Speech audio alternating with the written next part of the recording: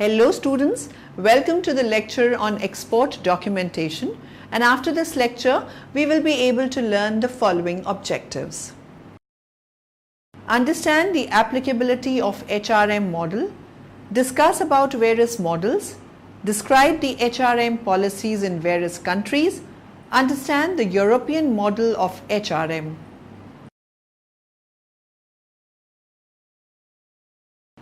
Export documentation is far more than just shipping paperwork. It includes all of the important records of an international transaction. Using the correct trade terminology, clearly defining the transfer of interest and liability, selecting the right method of payment, and sending the best quotation possible are the keys to effective exporting. Documents used in international trade are a reflection of the understanding of the agreement between the seller, the buyer, and third-party service and regulatory agencies. It is vital for the seller to understand that any document produced with their name as a party to the document is totally responsible for the actions of the service provider in the course of their performance. The term export documentation is actually a relative misnomer, as most paperwork is really being prepared on behalf of the buyer and is used for customs clearance and other legalities at the port of import, and thus is really import document. Documentation is needed to evidence compliance with the contract terms and facilitate customs clearance, both import and export. This may seem a monotonous subject, but it becomes more manageable if split into categories determined by the question, who needs what?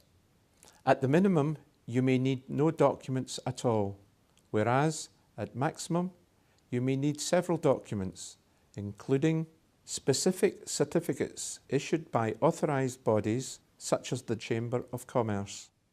It is important to know what you need for every dispatch and to communicate it clearly within your organisation so that all the paperwork comes together at the right time. Documentation is needed to comply with the order or contract so that you get paid promptly, and to meet import regulations in the destination country so that the goods are cleared from the port efficiently, avoiding any penalties or charges. You will also need to ensure that you comply with all the necessary legal requirements. Getting it right first time will save you money and prevent penalties for non-compliance. Finally, it is a legal requirement for all exporters to retain export paperwork for at least 6 years. The Chamber's International Trade Team is one of the leading providers of export documentation services to the business community. The team provides advice on worldwide export documentation requirements and trade regulations. The range of documentation available to exporters is: European certificates of origin facilitate trade between community member states and the rest of the world.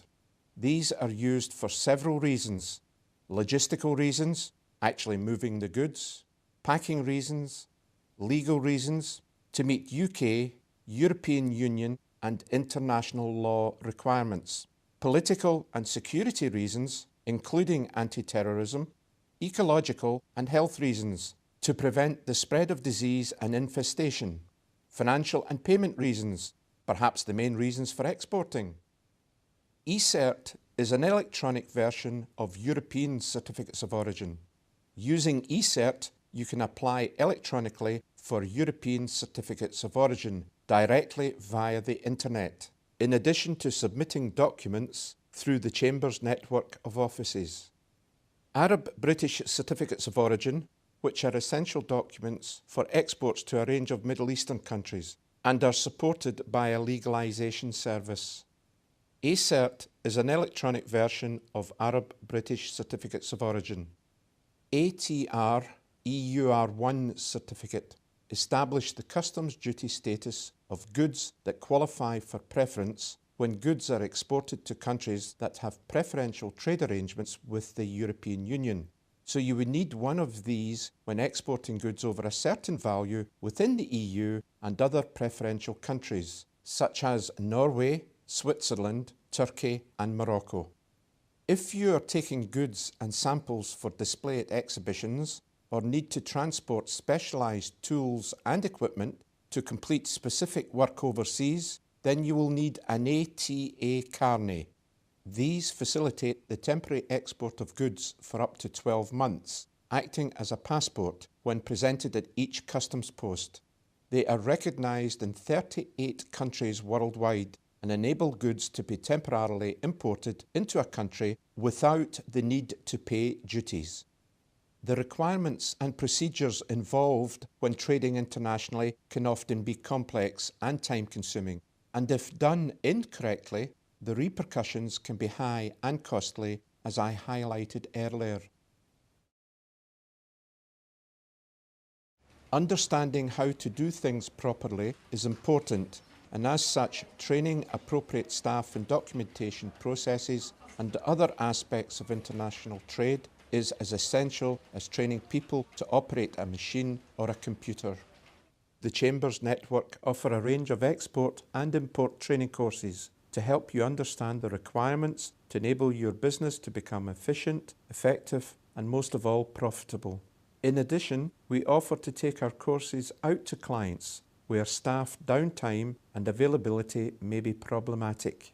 The courses cover a wide range of relevant international trade subjects, including export foundations, export documentation, understanding documentary letters of credit, customs procedures and documentation, VAT and international trade, appointing agents and distributors, rules of origin and international trade preference, import procedures, inward and outward processing relief, understanding commodity coding, customs visits and audits, a survival guide, intrastats explained, exhibiting overseas, internet marketing for international markets, and lastly, our flagship module, ITOPS, International Trade Operations and Procedures, which is a recognised international trade qualification covering the main elements of export administration.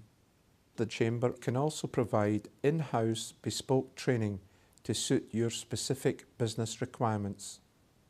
These two elements of documentation and training under your belt will ensure success in overseas markets. Export procedures.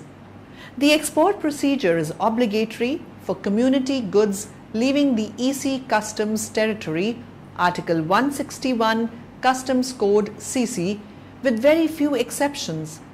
This is due to the fact that this procedure must ensure the correct application of all export measures. Example, export restrictions and surveillance measures, and payment of export refunds for agricultural products. Okay, this is about the export-import procedure. Number one, the seller and the buyer conclude a sales contract with a method of payment, usually by letter of credit. Number two, the buyer applies to his issuing bank, usually in the buyer's country, for a letter of credit in favor of the seller. Number three, the issuing bank requests another bank, usually a correspondent bank in the seller's country, to advise and usually to confirm the credit. The advising bank, usually in the seller's country, forwards a letter of credit to the seller informing about the terms and conditions of the credit.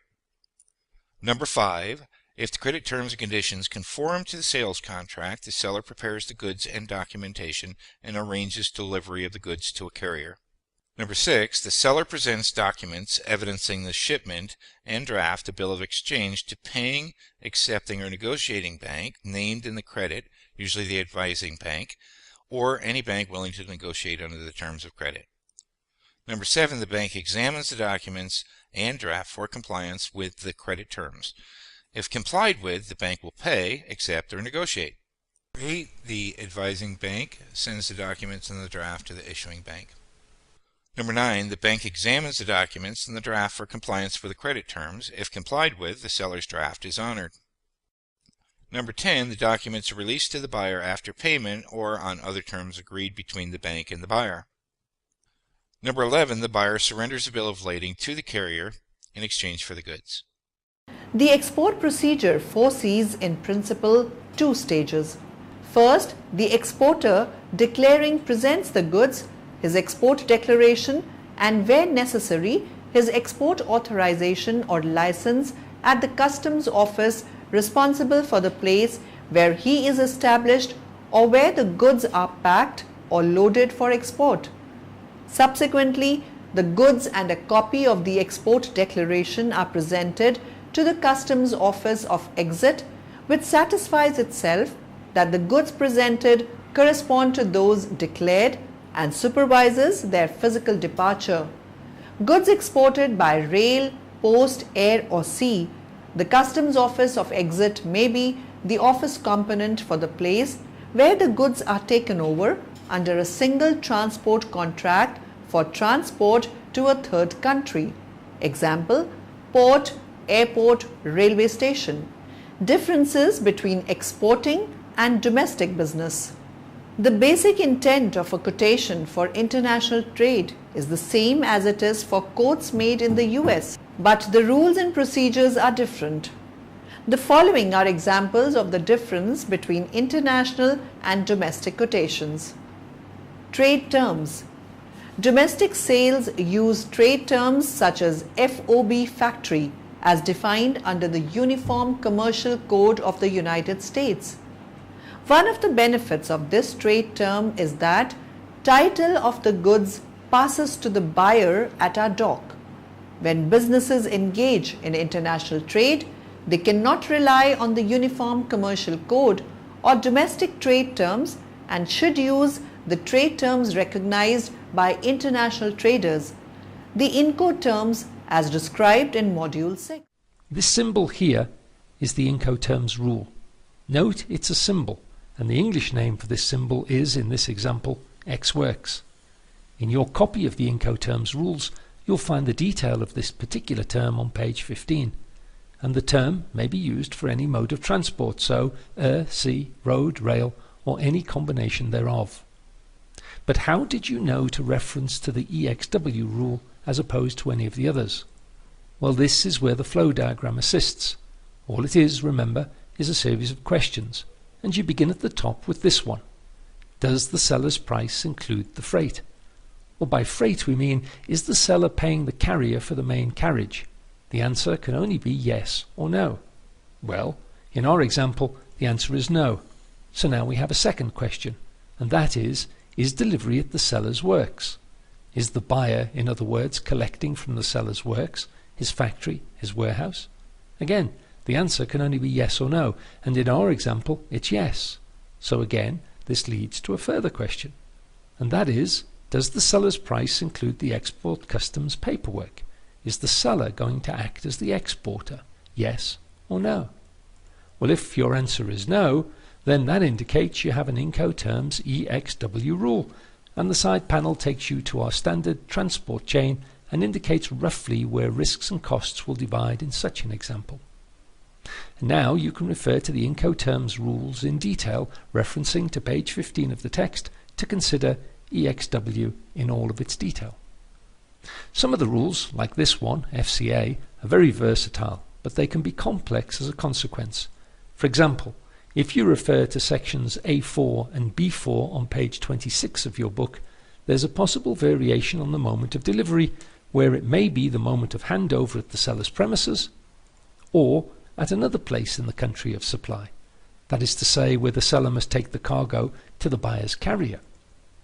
Now, that variable is determined on the flow diagram in the following sequence. We begin by asking, does the seller's price include the freight? Well, in either instance of FCA, the answer would be no. So, is delivery at the seller's works? Well, in one variation of FCA, the answer is clearly yes. So now, does the seller's price include the risk and cost of export customs? Well, with FCA it does, so again the answer is now yes, and that takes us to FCA and from there to the appropriate diagram. But what if the intention had been for the seller to take it to the buyer's carrier? Well, then when we get to the question, is delivery at the seller's works, we would now answer no. And now we're asked if the point of handover is a terminal. Well, let's say that the point of handover is the carrier's yard or the carrier's warehouse, which isn't a terminal, where a terminal, of course, is the likes of a port or an airport. Well, this also leads us to FCA, but a different type of FCA on the diagram. Here, FCA1 refers to handover at the seller's works, whereas FCA2 refers to handover at the carrier's premises, a place where the seller has to take the cargo to. But because FCA is so versatile, the point of handover could even be in a terminal, a port or an airport, and then again either in that terminal or on the main transport that is positioned within or at the terminal itself, loaded on a ship, for example, loaded on the aircraft, on the means of transport. So on the means of transport, therefore, could be in the terminal, or it could even be on the main carriage. I'll come back to that point later on. There are some very old trade terms that are still used, such as this. This is in regular use after generations. Now, this type of term are all monomodal rules in that they're restricted to one form of transport, sea freight, the oldest form of transport associated with commercial terms. These terms are dealt with in the second part of the publication, deeper into the book. Perhaps the best known of these is the FOB rule currently on your screen. Well, it's important to note that Incoterms cautions the modern trader that such old terms, although still in use in some parts of the world, are not necessarily appropriate to many forms of modern sea freight activity. Sure, using the flow diagram, if the point of handover is a terminal, and if delivery is specifically alongside a docked vessel, then the diagram will indicate the use of FAS. But then it also suggests that you may achieve the same type of contract by using a more modern rule, the rule of FCA. And when you look at the diagrams, they're physically very similar contracts. It now depends on your reading of the specific text of the Incoterms rules to determine which of the two represents your intentions best. Exactly the same principle applies to FOB, where FCA is often a better, more modern alternative. We can only emphasize here that the flow diagram can take you so far in the use of these rules, but it's down to your understanding of the text and only the text when it comes to making your contractual decision. When to use which rule depends on your intentions. Methods of payment. Where open account or cash in advance are the primary ways businesses have of collecting domestic accounts receivable, they may not be as common in international trade. Equally as common in international trade are letters of credit and drafts. The document preparation and procedures on these consignment-controlled shipments require careful analysis and handling. Methods of payment. A sale is not a sale until you get paid. An obvious statement, perhaps, but so many exporting companies have experienced bad debts or even worse, bankruptcy. Why? Because of the lack of good credit control systems and not taking into consideration the correct method of payment for each and every export order. It is often said it's easier to obtain an order from an overseas buyer than get paid by the same buyer. ABTS Training recently visited a client's warehouse where it was very busy. Terms of warehouse staff loading 2 40-foot containers destined for Freetown, Sierra Leone.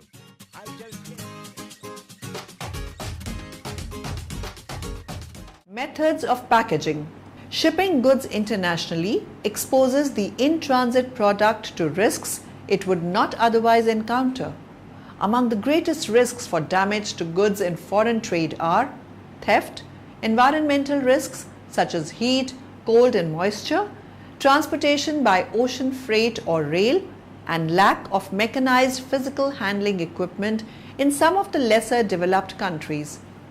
There may be certain documentation required in international trade that would reflect the proper packaging, packing, handling and stowing of goods in order to satisfy the importers' requirements as well as their governments. Methods of shipment. Businesses normally ship goods by mail, truck or air freight to their customers in the United States.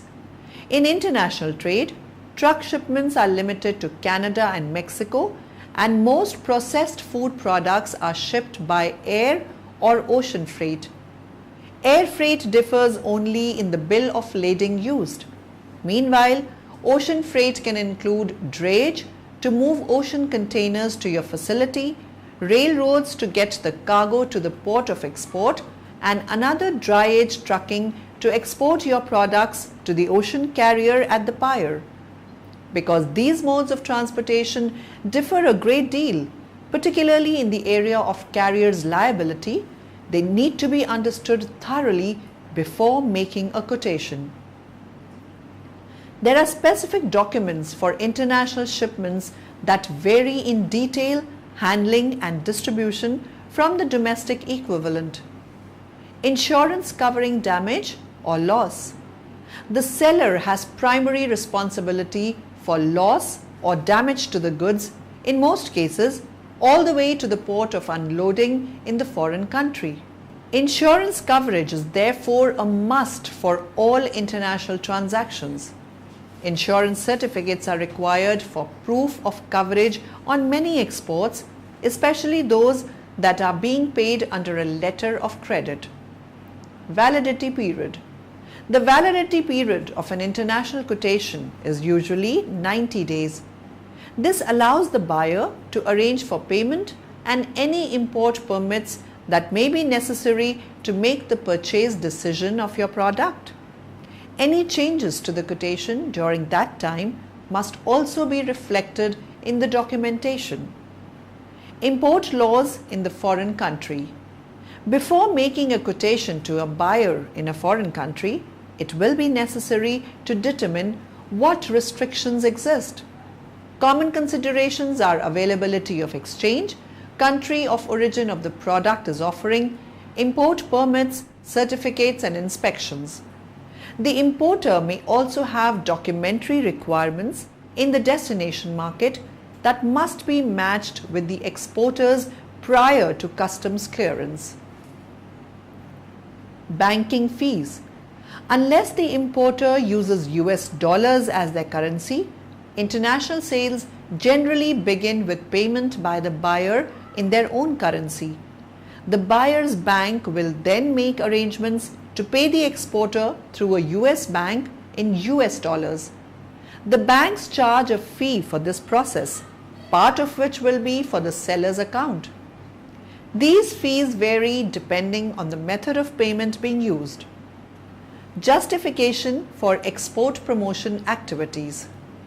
Governments can assist businesses in the private sector with a wide range of services, from simply providing information about current opportunities in the world market to giving specialized assistance to design and implement marketing programs and sales campaigns abroad. The export development approach clearly requires more effort, resources, and persistence than the simple traditional export promotion approach. One consequence is that export development cannot always be fully adopted given limits that might exist in many countries. In many developing countries, the business community of private exporters may need assistance to make appropriate contacts after they have done market research and gathered information. This actually involves a number of complicated actions and considerations that should be examined in greater detail. The export promotion and development strategy of a developing country will set the stage for determining the level and type of trade linkages with the international market. Policy formulation and implementation of export promotion measures. The keys to successful national export promotion and development programs are government policy decisions that affect export trade. Two sets of policies affect foreign trade management in general and export promotion and development in particular. Foreign trade policies and other policies with direct influence on foreign trade, policies that regulate other economic activities but at the same time influence the general performance of foreign trade. Basic concepts and definitions of foreign trade policy. The foreign trade policy of a country refers to policies and practices that affect and regulate import and export operations. Foreign trade policy includes many laws, decrees, regulations and procedures that are often adopted for different purposes. Such policies will affect foreign exchange, imports, exports, foreign investment and international relations. The trade promotion policy of a country is comprised of programs and measures that promote and develop trade with other countries. It includes all regulations and practices that will increase exports. Other policies include the National Development Plan, monetary policy, fiscal policy and practices, and price controls and investment policies. Promotional measures and their implementation. The range and intensity of a country's export promotion activities will depend on a number of factors: human and financial resources, the nature of products that can be exported, the characteristics of foreign markets, the experience of organizations responsible for implementing these activities. A variety of organizations or entities can implement activities, and the main entities will be the governments. Other entities may carry out related complementary activities. However, certain activities require specialization in export promotion and development and should be undertaken by the TAPOs. Export promotion strategies. Export promotion strategies are part of trade promotion and should focus on enterprise, industry, and national levels. Enterprise level. Some parts of the business community in developing countries have been unable to significantly increase export volumes on their own for the following reasons. A limited number of commodities are available for export. Industrial production of goods is limited by the lack of downstream activities. There is dependence on one or two key export markets and supply sources, and this does not give enterprises an opportunity to develop products according to the standards of more developed markets. Enterprises lack export readiness, which might be due to unwillingness to venture overseas because the domestic market offers comfort and security. Transitional economies need a lead agency to drive the effort towards becoming exporters. National level. The government sets the overall economic direction and trade development strategy. Establishing the export dimension of this strategy in terms of appropriate economic instruments and export promotion measures is critical to national export performance. Therefore, the design of relevant trade policies is the key to a successful national export promotion program. Institutional infrastructure for export promotion in India. Institutions engaged in export effort fall in 6 distinct tiers.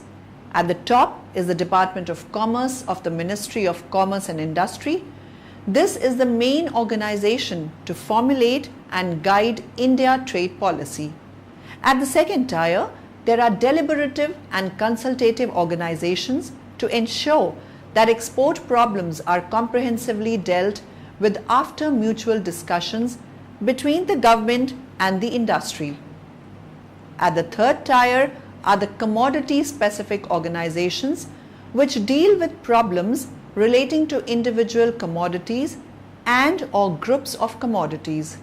The fourth tier consists of service institutions which facilitate and assist the exporters to expand their operations and reach out more effectively to the world markets. The fifth tier consists of government trading organizations specifically set up to handle export-import of specified commodities and to supplement the efforts of the private enterprise in the field of export promotion and import management. Agencies for export promotion at the state level constitute the sixth tier. The Export Industries Division is responsible for development and regulation of rubber, tobacco and cardamom. The division is also responsible for handling export promotion activities relating to textiles, woolens, handlooms, ready-made garments, silk, and cellulose fibers, jute and jute products, handicrafts, coir and coir products. Summary. Now in the end, let us summarize what we have learnt in this lecture. Documents used in international trade are a reflection of the understanding of the agreement between the seller, the buyer, and third-party service and regulatory agencies. Shipping goods internationally exposes the in-transit product to risk it would not otherwise encounter. The seller has primary responsibility for loss or damage to the goods in most cases all the way to the port of unloading in the foreign country.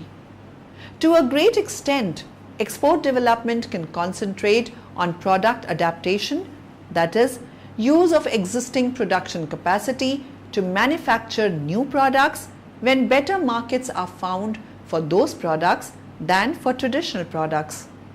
The keys to successful national export promotion and development programs are government policy decisions that affect export trade.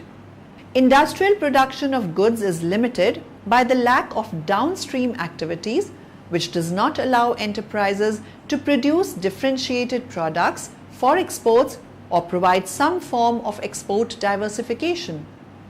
The Export Industries Division is responsible for development and regulation of rubber, tobacco and cardamom.